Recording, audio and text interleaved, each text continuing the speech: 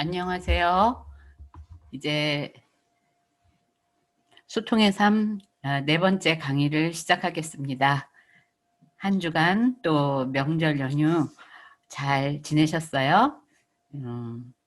건강하게 이렇게 또 뵙게 돼서 반갑습니다. 오늘은 소통 지난주에 잠깐 말씀을 드렸지만은 MBTI라는 그 도구가 있죠. 검사 도구. 그런데 이제 그 안에 이론도 굉장히 방대하기도 하고 또 굉장히 의미 있는 내용이 있어요. 제가 그 전체 스케줄 상에는 그 과목을 제목을 넣지는 않았지만 제가 하면서 필요하겠다 생각이 들어서 이번에 이제 할 건데 한 30분 그동안 가능한지 모르겠어요. 할 수 있으면 하고 한번 또 더 잘 좋은 내용이 되면 다음 주도 한번 더 했으면 해요. 보통 제가 강의 오프라인에서 할 때는 한 3시간 이상 아주 컴팩트하게 할 때 그 정도 하기 때문에 제가 어느 정도 할 수 있을까? 아직 잘 모르겠네요. 우리가 오른손, 왼손 이렇게 두 양손이 있잖아요. 발도 오른발, 왼발이 있고. 근데 사람에 따라서는 대부분이 오른손잡이이지만은 간혹 왼손잡이도 계셔요. 보면 아이들 중에도 그렇고. 그런데 그 사람이 그게 옳고 그름을 떠나서 왼손잡이인데 왼손을 자부심을 갖고 왼손을 사용하는 사람이 있는가 하면 왼손임을 굉장히 부끄럽게 생각하거나 또 약간 그렇게 왼손으로 쓰면 안 될 것 같은 마음으로 사용하거나 그런 또 친구들도 있단 말이에요. 그런 것처럼 그 칼 융이라는 그 스위스의 정신의학자 1900년대 초에 그분은 이제 정신과에 그 당시에 오는 환자들을 관찰을 하면서 우리 안에 기질적으로나 갖고 있는 어떤 태도나 자세 안에서도 그렇게 오른손 왼손이 이미 나뉘어져 있는 영역이 있는데 이들이 그거를 나는 왼손잡이인데 왼손잡이임을 자각하지 못하거나 왼손잡이임에도 오른손으로 쓰는 그런 영역들이 있기 때문에 여러 가지 관계라든가 사회에서 또 소통에 있어서 어려움이 있다. 이런 거를 이제 발견한 분이에요. 칼 융이라는 분. 프로이드의 제자였죠.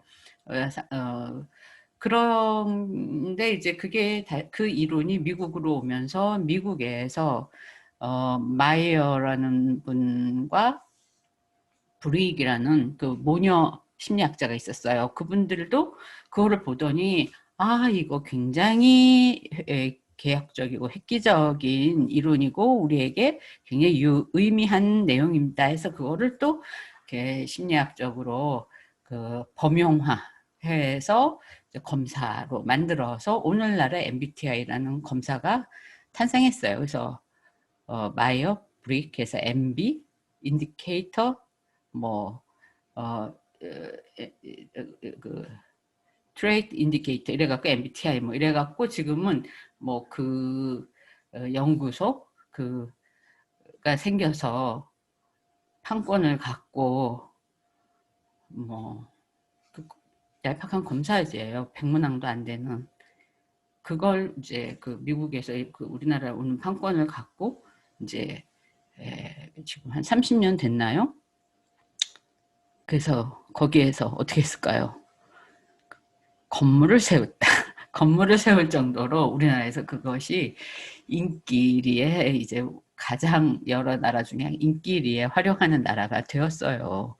그걸로 이제 그 연구소와 MBTI 연구소와 그게 이제 강서구에 건물이 세워졌다.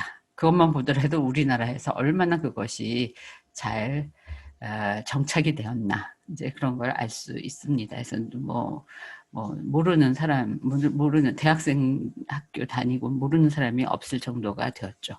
그래서 하여튼 강의 드리기가 편합니다. 많은 분들이 알고 계시고 뭐 인터넷 치기만 하면 나오고 이제 그러기 때문에. 자, 그래서 근데 저희는 이 시간에는 그것이 저희의 소통에 어떤 영향을 주고 그 소통을 위해서 그것을 어떻게 활용하면 가정 내에서 뭐 부부, 자녀, 부모 또 연인이라든가 뭐 친구 관계, 회사 이런 데에서 상사와 또 교회 안에서 그 어떤 개념을 조금만 더 우리가 잘 활용하면은 도움이 많이 돼요. 저도 엄청 도움 받았어요. 엄청. 제가 뭐 선교 활동 할 동안에나 또 여기에서 팀 사역 할 때나 많은 도움을 받고 있고 지금도 그 원리가 이제 그 사람 관계에 굉장히 저도 도움을 받고 있기 때문에 그런 측면에서 이제 바라보기를 원합니다. 그래서 자 이제 보자면요.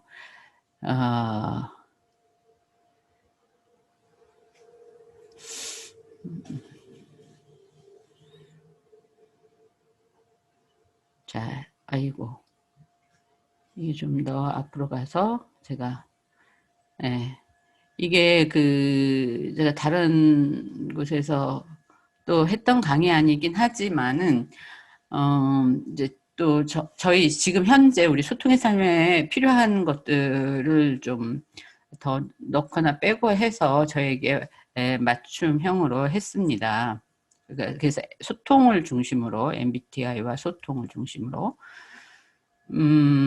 그래서 우리 소통의 영역은 여러 그 중요 영역이 다 포함이 된다. 그래서 우리 영적이라는 것은 거의 뭐 세계관, 사람의 세계관, 네, 하나님이 계시다, 하나님이 안 계시다, 하나님에 의해서 창조되었다, 저절로 생겼다. 이런 것들은 거의 영적 영역이죠.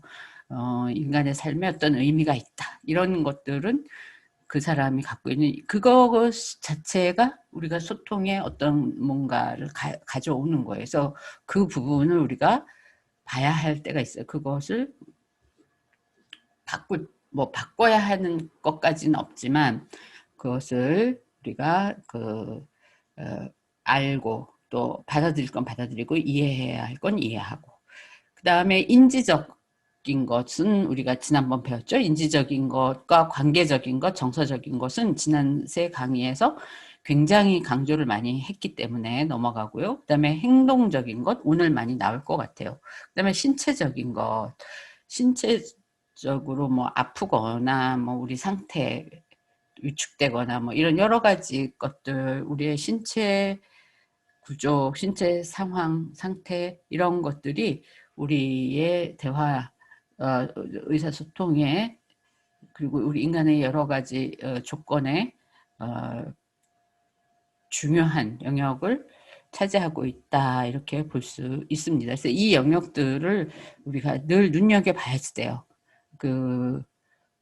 우리가 관계하는 사람들의 이 영역을 잘 평가해야 돼요. 뭐 이렇게 뭐 몇 점 A, B, C 막 이렇게는 안 하더라도 뭔지 봐야 된다. 그 다음에 또 하나 봐야 될 거는 이거는 이제 스트레스 지수거든요. 호멘랄의 스트레스 지수인데 그런 게 다 괜찮더라도 지금 현재 상황이 어떤 상태에 놓여 있나 뭐 여기 보면 가장 힘든 게 배우자의 죽음이 스트레스 100. 이거를 이제 100으로 가장 기준으로 놓고 가장 이 이상의 죽음은 스트레스가 높은 건 없다. 배우자의 사망이나 우리나라는 이만큼의 스트레스 지수는 자녀의 사망. 그러니까 서양은 그 정도는 안 되는데 거의 더 이상일 수도 있죠. 그걸 놓고 그 다음에 어느 정도의 스트레스를 갖고 있냐가 아까 얘기한 6가지를 초월한 지금 현재 소통이나 어떤 관계를 다루기 어려울 정도의 상태일 수 있겠다. 뭐 입시, 뭐 수능 시험이 뭐 2달 앞으로 왔다. 이런 것도 어마어마한 스트레스 지수를 갖고 있겠죠. 그런 거는 다른 어떤 거, 뭐 왼손, 오른손 뭐 이런 거 다 떠나서 뭐 초월한 상태이다. 여기 수능은 없네요. 여기는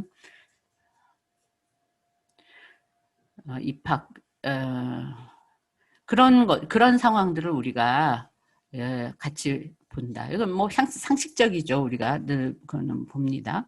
제가 아까 얘기한 거예요. 칼 융의 이론을 태도 선호하는 인식 양식, 선호하는 판단 양식 이런 것들을 통해서 심리 유형을 이라는 것을 이제 창조하게 되었고요. 그 다음에 미국에 와서 캐서린 브릭스가 엄마, 그 다음에 이제 그 딸이 이사벨 마이어스가 엄마와 융의 이론을 토대로 이 검사를 60년대에 이제 만들어서 계속 테스트를 하다가 우리나라에 들어오게 되었다. 그 얘기를 하는 겁니다.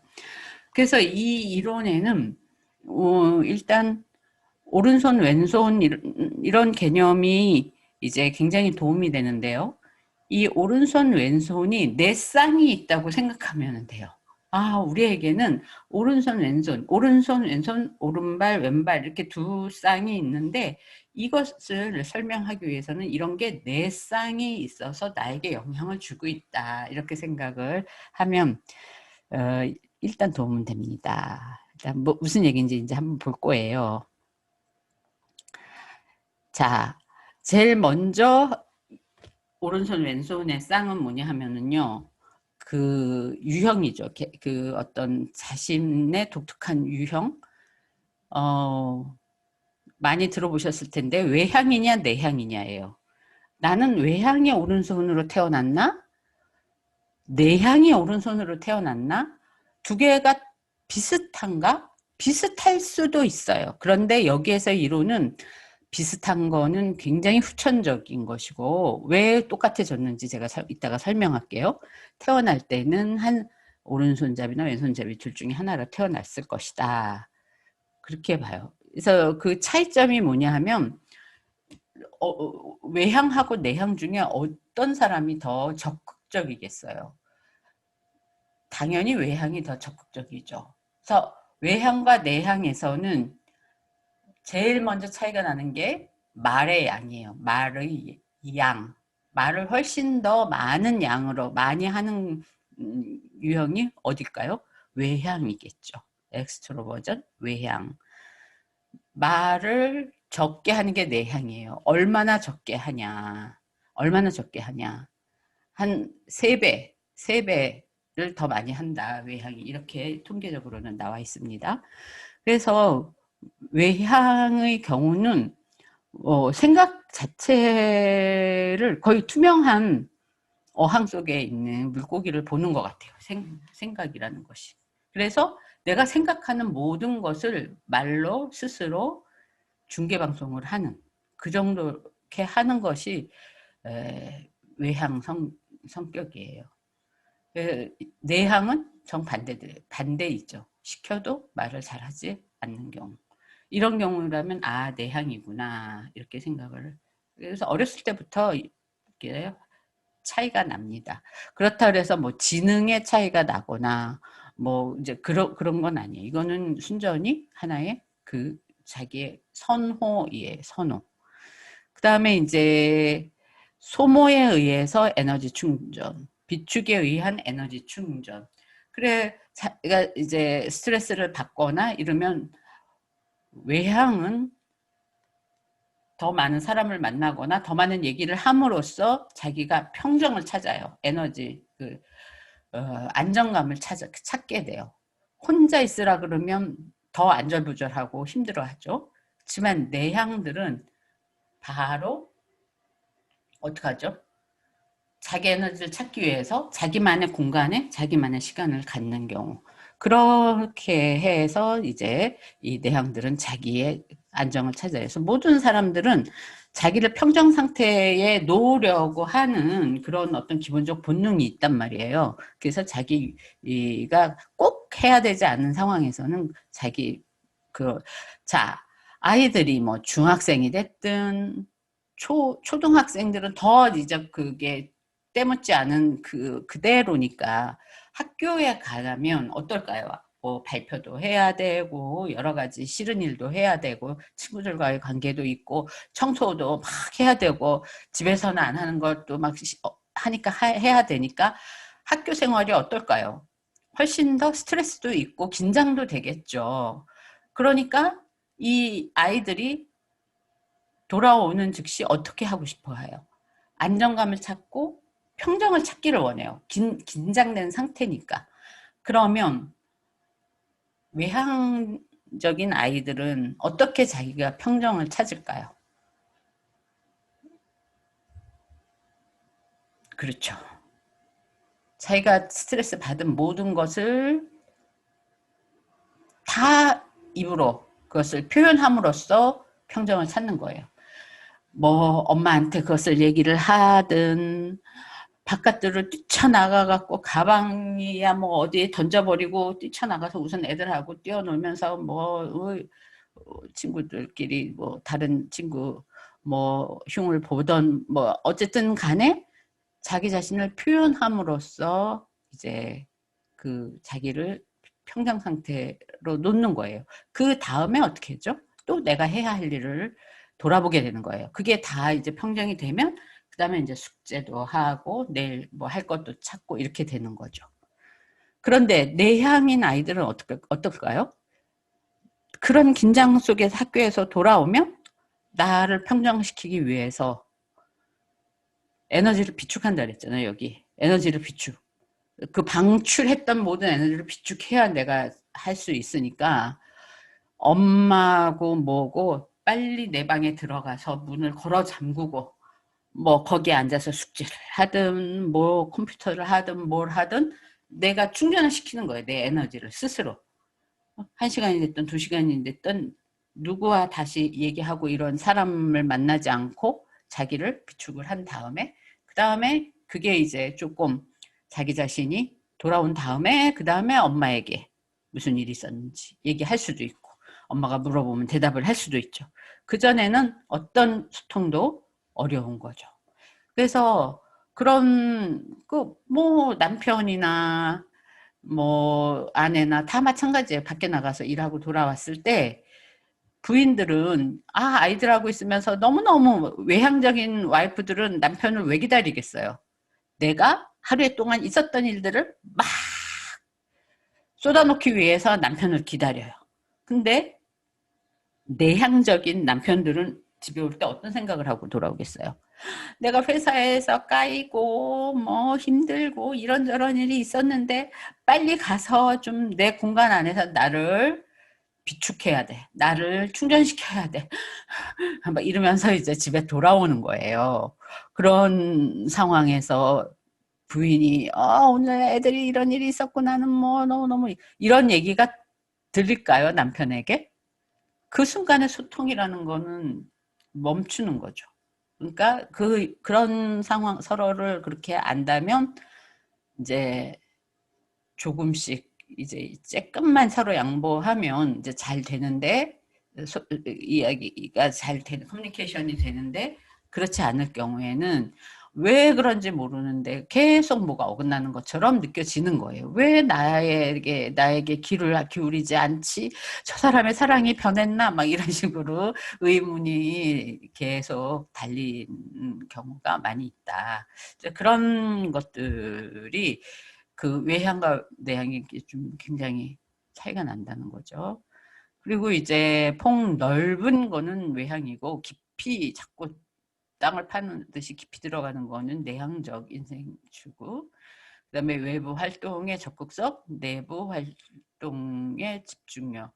그럼 이제 두 사람이 그렇게 뭐 부부면 부부, 뭐 서로 연인이면 연인, 뭐 틀리면 어떻게 할까요? 이런 질문도 상당히 많이 있죠.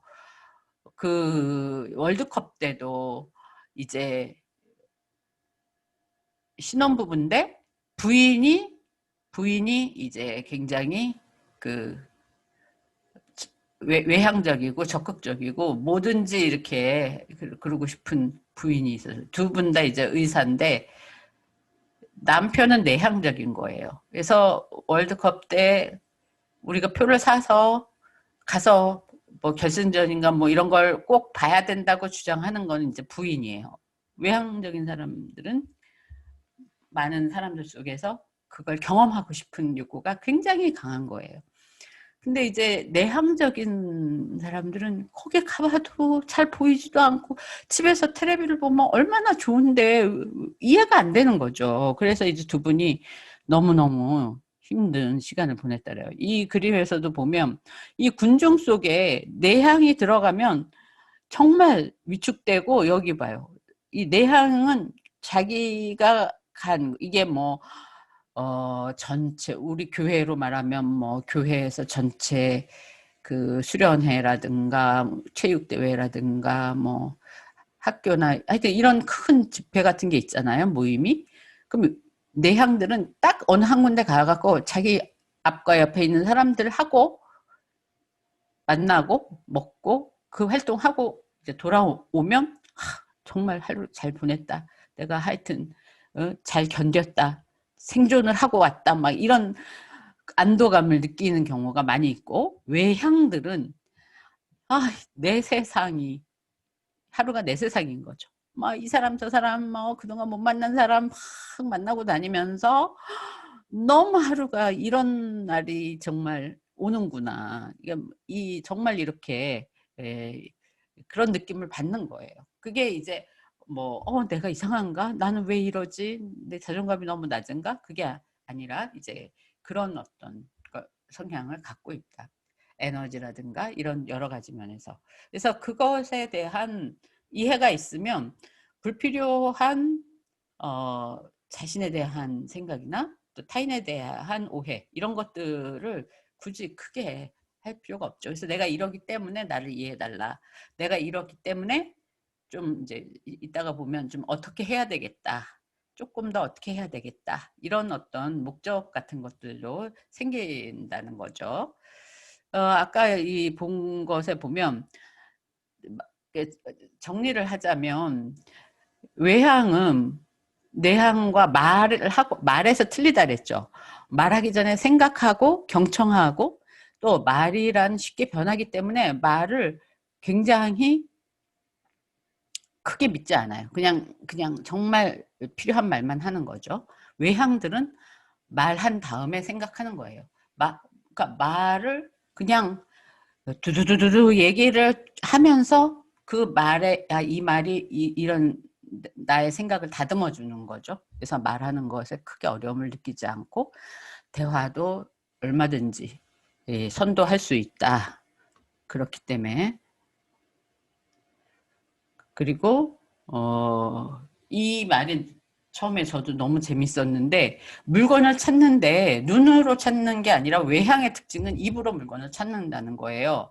그래서 주변에 집에서도 그 외향들이 있을 때는 외향들은 있으면은 그 사람이 뭘 하고 있는지 다 알아요. 뭘 찾고 있구나. 여기도 없네, 저기도 없네, 이게 어디 갔지? 뭐 찾을 때까지 계속 중계방송을 하잖아요. 뭐 그러면은 그 사람이 뭘 하고 있는지 이제 도움도 주고 뭐 이렇게 하고. 내향은 찾을 때 어떻게 해요? 뭐 궁시렁거리면서 뭐 바쁘게 움직여 다녀요. 찾았다. 그 말 하나 나오는 거죠. 뭘 하는지도 모르고 있다가 뭘 하는지 알았으면 내가 갖고 있었는데 주는데 그런 어떤 게 전혀 없는 거예요. 그런 어떤 말에 대한 차이가 있다. 그래서 뭐 외향 보고 왜 그러냐, 내향 보고 왜 그러냐, 그렇게 그걸 낼 필요가 없다. 자, 요거 하나만 봐도 여러분들이 제가 내향인지 외향인지 금방 알겠죠. 저가 내향일까요, 외향일까요? 제가 그냥 강의할 때는 많은 분들이 외향이실 것 같아요. 막 이렇게 얘기를 해요. 왜냐면 이렇게 눈을 맞추고 얘기하다 보면 저도 더 필요한 생각지 않은 얘기도 나오고 뭐 이렇게 호응을 하니까 같이 그래서 저도 그런데 여기에서 이렇게 제가 얘기하는 거를 제가 한번 들어봤거든요. 세상에나 제 강의를 들어주시는 분께 너무 감사를 드려야 되겠다 이런 생각까지 다 들었어요. 왜냐하면 한 단어를 제가 이렇게 지금처럼 말하고 생각하고 또 다음 단어를 얘기하고 생각하고 이 한 문장을 제가 말을 하는데 얼마나 쉼표가 많은지 너무 깜짝 놀란 거예요. 그래서 이 말하기 전에 생각이 여기서 나타나는구나. 좀 다른 이런 방송이나 뭐 이런 거 하면 뭐 익숙하고 안 익숙하고의 차이는 있겠지만은 그 말이 무슨 말이 되든 일단은 다다다다닥 다 쏟아놓고 그다음에 그거를 이렇게 마무리도 짓고 저렇게 마무리 정리도 하고 그래서 이제 그게 이렇게 되는데 이렇게 생각하면서 말을 해갖고 저희 집에 있는 구성원들도 보더니 만약에 이게 유튜버라면 다 사라질 것 같아요. 이렇게 얘기까지 들었어요, 제가. 근데 하여튼 감사합니다. 이렇게 해주셔서. 자, 그 다음에, 내향성은 혼자 있고 싶다는 욕구가 훨씬 높다. 그 다음에 외향은 어쨌든 사람과 있어야 있어요. 이제 그게 문제 행동이 아니에요. 그래서 어떻게든지 사람들 모으고 뭐 같이 뭔가 하고 이러는 거에 여러 사람을 함께 나는 이 사람하고 오늘 식사하러 가려고 약속을 해놨는데 그 사람이 외향이잖아요. 그 사람은 이 사람도 데려나오고 저 사람도 데려나오고 그게 이상한 일이 아니에요. 내향들은 1대1로 깊이 이렇게 그렇게 하려고 그러고 그래서 그런 상황에서도 저분이 외향이신가 보다 이렇게 생각하면은 그게 다 이해가 돼요. 그렇지 않을 때는 어머 저 사람이 나하고 식사하는 게 저렇게 불편했나? 또 다른 사람도 같이 나왔네. 막 이런 불필요한 오해 막 이런 것들도 이제 들 수도 있습니다. 그리고 내향은 수다만 떨어도 기운이 빠지죠. 그쵸. 그리고 내향은 이게 중요한 거예요. 그 아이들, 가족들도 혼자 자꾸 있으려는 사람. 부부가 내향이잖아요. 텔레비도 같이 못 봐요. 두 사람이 다 만약에 직장 생활 하잖아요. 직장 생활해서 돌아왔을 때 자기들이 정말 이제 충전을 받고 싶어요. 그럼 혼자 있어야 이분들은 정말 너무너무 이 세상에서 이렇게 살아있는 느낌을 받는 그게 놀라워요. 내향들의 그것은. 그래서 대부분 내향 부부집들은 가보면 TV가 한 대만 있지 않아요. 다 이렇게 따로 있고 일정 시간은 따로 이렇게 있으면서 이제 충전받고 그다음에 이제 모여서 뭐 이렇게 하고. 근데 외향인 분들은 그냥 몇 명이 됐던 같이 뭐든지 같이. 가장이 외향이면 어떻겠어요? 그 안에 내향이 있어도 같이 뭐 뭐든지 같이 이렇게 해서 여러 사람이 이렇게 하는 그런 경우가 이제 흔합니다. 그 다음에 사생활을 소중히 여긴다. 다른 사람과 공유하길 좋아한다. 그래서 이 경우도 사생활이 있어서 경계선과 선을 이렇게 그어서 이제 자꾸 이렇게 하는 거 중요하죠. 그 다음에 공유하는 거 뭐든지 나누고 사람들이 오게 하고 이렇게 하는 것도 중요하죠. 어떤 게 더 성경적인가 따질 수 있을까요? 꼭 그럴 수도 없다는 거예요. 그래서 여러분들 정말 이제 다음 주까지 해야 될 것 같네요. 이 외향 내향만 하는데도 벌써 한 20분, 25분 지나갔는데 큰일이네요. 자, 이렇게 하는 걸 근데 이게 도움이 훨씬 되는 것 같아서 이거를 내 쌍을 하는 것이 필요할 것 같아요. 이것으로 이제 제가 과제도 내드리고 이걸로 과제를 한다면 여러분들이 진짜 도움이 될 것 같아요. 뭐 나는 그러니까 검사를 하는 것보다 이 강의에서 어느 쪽인 것 같다 이게 더 정확해요. 그러니까 검사를 우리가 이렇게 저도 자주 이렇게 하고도 있지만은, 단체로도 하고 개인으로도 하고 있지만은, 여러분들이 진짜 실제로 그걸 한다면 함께 해드리고도 싶은데, 정말 어떨 때는 다르게 나와요. 그럴수록 저는 이제 이런 강의를 통해서 실제로는 난 이쪽인 것 같아요. 근데 왜 제가 생활하다 보니까 이쪽도 더 높아진 것 같아요. 이제 그게 맞는 거예요. 그래서 정말 내가 내향인데 내향만을 고수하고 어른이 됐고 이 나이가 됐을 수는 없어요. 제가 내향이지만은 훨씬 더, 제가 20대 때는 훨씬 더 내향이었겠죠. 훨씬 더. 그런데 뭐 사회생활도 하고 뭐 강의도 하고 많은 사람들과 이런 걸 하면서 일도 하고 하면서 내향만 갖고는 안 되는구나 하면서 제가 이제 내 오른손만 쓰다가 왼손도 같이 쓰기 시작을 하는 그런 게 되는 거죠. 자, 이제 보세요. 자, 내향 주변에 외향이 항상 있게 되어 있어요. 그렇죠? 이게 우리나라는 45%대 55%. 여러분들 가족이 뭐 5명이라면 2명 정도는 여러분들하고 다른 유형일 수 있고, 뭐 40명짜리 있는 강의실이나 어느 뭐 회사라면 그 중에 15명 정도, 20명은 여러분들하고 반대 유형이에요. 그리고 여러분들의 CEO, 여러분들의 리더나 상관이나 누구든 그 중에 내가 반은 나하고 또 다른 유형일 수가 있어요. 그러면 내가 내향이라 그래서 내향적인 사람 스타일만을 고수할 수 있을까요? 그렇게 안 된다는 거예요. 또 나는 내향이라서 많은 사람들 앞에서 강의하는 게 나는 너무나 막 힘들어요. 그래서 안 할래요. 이렇게만 될 수가 없어요. 그런 자리, 그런 일들이 계속 나에게 요구되어져요. 그러면 그곳에 가서 이렇게 하는 것보다 이렇게 하는 것이 훨씬 더 사람들이 더 좋아하구나, 성과가 있구나. 그러면 제가 왼손은 처음에는 미약해서 안 썼지만 자꾸 왼손을 한 번 더 써보게 되고 하다 보면 이 오른손만 쓰는 게 아니라 내 왼손도 개발이 된다는 거죠. 그래서 제가 내향이 오른손이었지만 외향인 왼손을 개발을 하게 되는 거예요. 그래서 이제 지금은 검사를 해보면, 전에는 만약에 100점이면 내향이 80점, 외향이 20점 이렇게 나왔어요. 그래서 나는 내향이었어요. 강내향, 강한 내향. 그런데 지금은 그걸 검사를 해보면 역시 내향이에요. 저는 내향. 그리고 저는 내 아이덴티티를 내향으로 잡았어요. 사람들이 외향으로 볼지언정 외향이 되고 싶지는 않아요.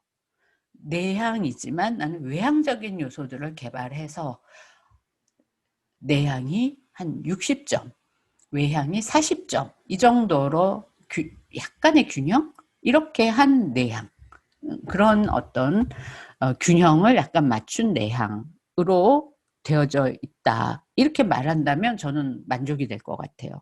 그래서 그러면 외향과 이제 어떤 것들을 우리가 이제 서로 외향도 마찬가지예요. 외향이신 분들도 내향하고 할 때 일을 그렇게 해야 된단 말이에요. 반은 내향이에요. 그러면 우선 내향이 외향인 사람, 뭐 내 배우자가 반대일 때, 뭐 그 CEO나 이럴 때 외향들과 대화할 때는 힘 있게 열정적으로 하려고 애쓰도록 한다. 이것이 이제 굉장히 중요해요. 이제 제가 이제 한 3, 40명 이렇게 워크숍을 해요. 그래서 이제 뭐 외향들에게 또 내향들에게 외향이 내향을 볼 때 어떠십니까? 뭐 이런 문항도 이렇게 해서 이제 그 같이 토론도 하게 하고 이렇게 하거든요. 그러면 외향들이 하는 말이 다 내향들은 자기 의견이 뭔지 모르겠다. 그러니까 아까 외향들이 에너지가 많다 그랬잖아요. 그런 외향이 볼 때 내향은 너무나 소극적이고 자기가 의견도 없고 나중에 그런데 가서 뭔가 이렇게 비켜놓고 참여하지 않고 뭐 이런 이미지를 갖고 있는 거예요, 외향들이. 그래서 이제 내향들에게 뭐 자기 상사나 뭐 교회 누구나 하여튼 그 외향들에게 얘기할 때는 힘있게 좀 세게 이렇게 목소리도 좀 크게 조금 뭐 이렇게 열정적인 거는 어떤 게 열정적인 거예요? 행동, 이렇게 말로 할 때 이렇게 손도 움직이고 머리도 흔들고 약간 이런 식으로 하면 열정적이어 보인단 말이에요. 이제 약간 그렇게 대화를 하더래요. 말을 막 입속에서 답답하잖아요, 외향들은. 그러면 엄마가 외향이고 아이가 내향이라 봐요. 짜증나는 거예요. 뭐 물었는데 엄마는 얼마나 활력 있게 막 얘기하면서 묻겠어요. 그러면 아이가 뭐라고? 뭐라고? 그러다가 주워박히고 뭐 그게 문제가 있어서가 아니라 그런 내향 외향의 문제도 한 60, 70%는 된다 이렇게 보는 거죠. 그래서 아이들에게 큰 소리로 대답해라. 학교에서 이제 내향인 아이들은 이제 그렇게 훈련을 좀 시켜주는 게 도움이 됩니다. 그래서 외향들과 이야기할 때는 될 수 있는 대로 뜸을 들이지 말아야 한다. 이것도 굉장히 시사하는 바가 크죠. 제가 내향이에요. 강의할 때 뜸 좀 들이지 마. 특히 여기에서 할 때 한 단어 하고 누가 그걸 다 듣고 있냐 이렇게 이제 얘기를 하는 거죠.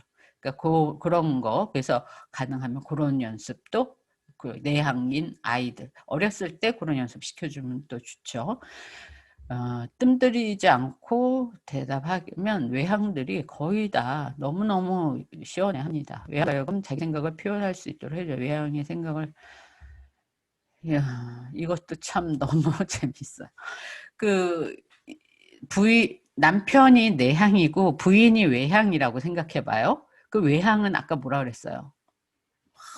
자기 말로 우선 표현해야 된다 그랬잖아요.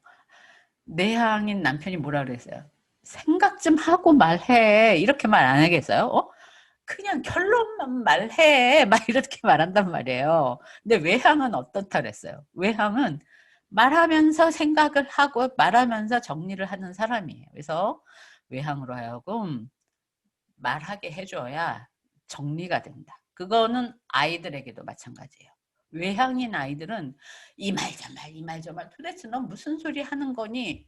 내향인 엄마들이 들을 때 아유 도저히 그런데 걔네들은 그게 두뇌 활동이다. 이렇게 생각하면 아이들로 하여금 리밋을 정해놓고 표현할 수 있게 해준다. 무조건 너는 안 돼. 너는 말하지 마. 뭐 이렇게 하는 거는 그 두뇌 활동을 하지 말라는 표현이다. 이렇게 생각하시면 됩니다. 자, 그 다음에 외향, 내향, 외향에서 내향은 본인이 내향이세요. 그럼 내향인 상대가 있다면 어떻게 해야 될까요? 조금 내 표현이나 활력을 반감시키면서 얘기를 하는 게 좋다. 특히 처음 만난 내향들에게는 왜냐하면 외향들은 처음 만났는데도 막 뭐 이렇게 모션 써가면서 말 막 해가면서 이렇게 오잖아요. 그러면 내향들이 어떻게 생각하는지 아세요? 공포감을 느껴요. 저 사람이 나의 모든 것을 이렇게 다 오버컴, 그러니까 모든 걸 이렇게 집어삼킬 것 같은 느낌? 근데 그런 느낌 때문에 부담스럽고 한 발짝씩 자꾸 뒤로 나가는, 그래서 내 활력이나 이런 걸 반만. 그 다음 내향 형에게 무언가 물을 때는 내가 외향이란 말이에요. 그럼 아이가 내향이에요. 그래서 뭘 할래? 뭐 어떻게 할래? 너 이렇게 물을 때는 바로 대답을 할 거라는 기대를 아예 하지 않는다. 그러니까 내향은 생각을 하고 말을 한다 그랬잖아요. 그렇죠? 생각을 할 시간을 주는 게 좋다. 그 다음에 내향형이 당신을 알고 신뢰하는 데는 시간이 필요하다는 것도 염두에 두는 게 필요하다. 우리 사회생활을 할 때. 그래서 내향형은 굉장히 신중한 형이죠. 이러한 것들을 여러분들이 이거는 올려줄 수 있어요. 아까 제가 이렇게 된 거는 그 연구소에서 나온 판권이 있는 데서 나오는 것들은 제가 강의안으로 올리기는 어렵고요. 그거는 공개하기가 그냥 보시고 이 안에서 그다음에 이제 요거는 제가 만든 거니까 요거는 제가 올리도록 하겠습니다. 여기까지 하는 데만도 너무나 시간이 이제 걸려서 일단 여기에서 끊고 이제 시간이 좀 되면 연결해서 붙이고요. 아니면 제가 이걸 어떻게 조금 더 압축적으로 강의를 해서 올릴 수 있는가 좀 더 연구해서 이렇게 하도록 하겠습니다. 일단은 영상은 여기까지 하고 제가 강의안과 그 다음에 과제 같이 올려드리도록 하겠습니다. 수고 많으셨습니다. 또 뵙겠습니다. 안녕히 계세요. 감사합니다.